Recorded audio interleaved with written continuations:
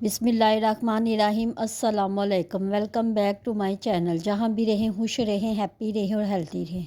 आज आपको मैं रशियन सैलड की रेसिपी बताऊंगी जो बहुत ही सिंपल तरीके से बनकर तैयार होगी, लेकिन खाने में बेहद डिलीशियस और यमी बनकर रेडी होगी।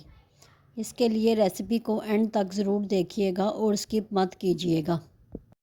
और रेसिपी पसंद आए तो मुझे कमेंट बॉक्स में ज़रूर बताइएगा और चैनल को सब्सक्राइब भी कर दिया करें।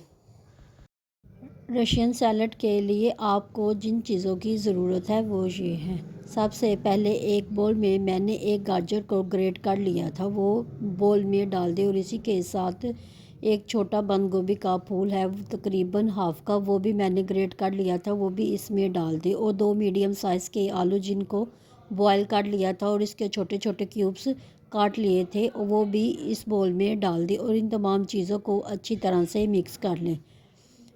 और मैंने आधा कप मकरोनी जिसको बॉयल कर लिया था वो भी इसमें डाल दें। और इसी के साथ हाफ कप चिकन भी बॉयल करके इसके छोटे छोटे रेशा इसको करके वो भी इसमें डाल दें। इन तमाम चीज़ों को एक साथ ही सबको डालकर इन तमाम चीज़ों को अच्छी तरह से मिक्स कर लें। आप वेजिटेबल और फ्रूट अपनी मर्ज़ी के मुताबिक ऐड कर सकते हैं। मैंने एक कॉकटेल का छोटा टिन लिया है और वो टिन इसमें डाल दें बग़ैर सिरप के। सिरप निकाल कर और टिन इसमें डाल दें। कॉकटेल डालने के बाद इन तमाम चीज़ों को अच्छी तरह से मिक्स कर लें। तमाम चीज़ों को मिक्स करने के बाद अब हम इसमें मायोनीज़ शामिल करते हैं। मैंने हाफ कप मायोनीज़ डाली है, अगर कम लगेगी तो बाद में और ऐड कर दूँगी।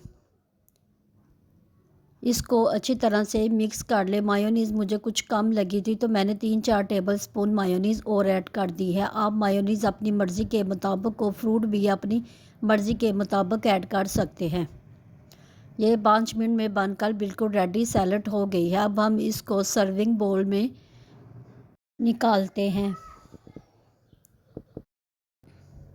सर्विंग बोल में डालने के बाद मैंने इसके ऊपर कुछ नट्स डाल दिए हैं। कुछ बादाम थे मेरे पास और कुछ किशमिश थी, वो मैंने ऐड कर दी हैं। आप अपनी मर्ज़ी के मुताबिक ऐड कर सकते हैं। अब मैं आपको टेस्ट करके बताती हूँ कि ये किस कदर डिलीशियस बनकर रेडी हुई है। भी पसंद आए तो मेरे चैनल को सब्सक्राइब करें, लाइक करें, शेयर करें, बेल आइकन के बटन को प्रेस किया करें।